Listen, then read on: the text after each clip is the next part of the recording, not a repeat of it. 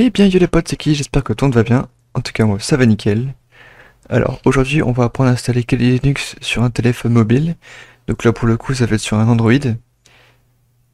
Il faut savoir que ça ne fonctionnera pas sur la version 12 Android car il y a une protection au niveau des processus et si jamais il y a un processus qui utilise trop le CPU en arrière-plan, bah, il va être incompatible et du coup pour le coup cette installation de Kali Linux ça va pas aller. On va commencer par dans un premier temps aller télécharger la version de Termux sur GitHub. Donc là on va prendre la deuxième version dans les releases.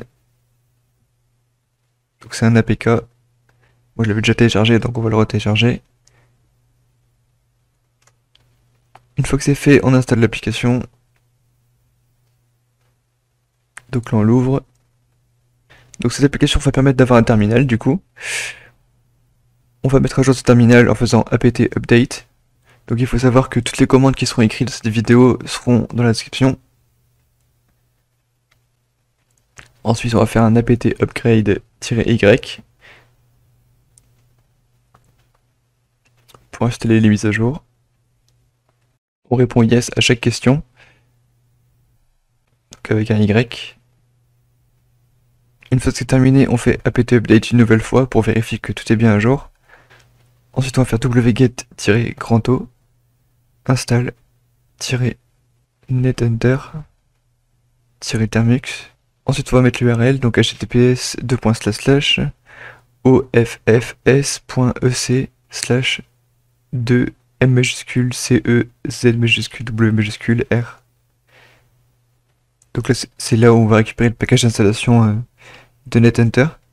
Donc c'est ce qui va permettre du coup d'avoir Kali Linux ici. Donc là si wget il n'est pas installé comme moi j'ai l'erreur, on pouvait faire apt install wget. On répond yes pour confirmer l'installation. Et là on relance la commande de wget pour chercher le paquet NetHunter. On vérifie bien que le paquet est bien présent avec ls. Donc là on a bien le paquet. On va modifier les droits pour rendre le paquet exécutable avec chmod plus x. Ensuite on va lancer le paquet avec un // install netenter-termux. Donc là ça va prendre pas mal de temps. Une fois que c'est fait on arrive ici. Et là on a différentes commandes possibles. On va faire nh pour arriver directement sur le terminal de NetHunter. Donc c'est justement pour avoir un terminal Kali Linux. Si je fais un IPA, j'ai bien le résultat. Donc ça veut dire que c'est fonctionnel. Donc voilà, on peut dézoomer, on peut zoomer. On va tenter de faire un petit nmap. Donc là je vais simplement scanner mon réseau.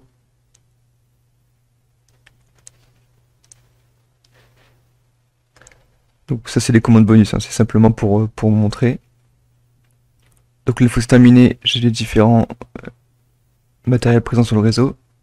Donc si vous vous citez, on peut se connecter en route. Donc on fait sudo su et on met le mot de passe Kali qui est Kali. Voilà, on a accès route. Donc on fait 2 fois exit ensuite pour retourner sur le terminal Termux. On va faire netenter kex, passe wd. Donc là on va initialiser le mot de passe pour kex.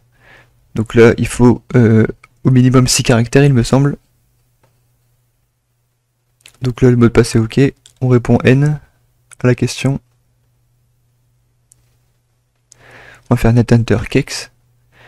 Donc là on se préoccupe pas des erreurs. Là le but c'est avoir du coup le port juste après. On va switcher de page, on va aller sur la page store.netenter.com pour télécharger l'application. Moi je l'ai déjà téléchargé donc je la retélécharge. Donc lors de l'installation ça va vous demander des autorisations. Du coup il va falloir les compléter.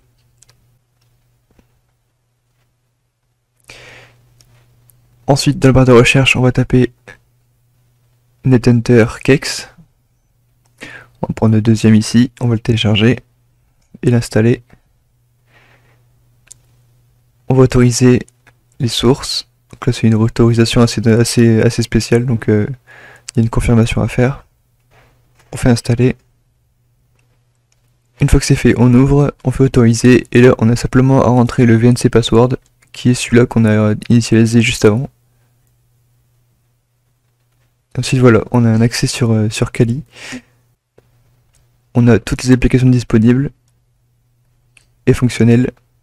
Donc voilà, on est assez limité avec un mobile, mais je pense que ça peut être intéressant si jamais on veut être discret dans le cadre d'une opération Red Team par exemple, de pouvoir scanner un réseau ou alors de pouvoir faire des attaques sur le Wi-Fi.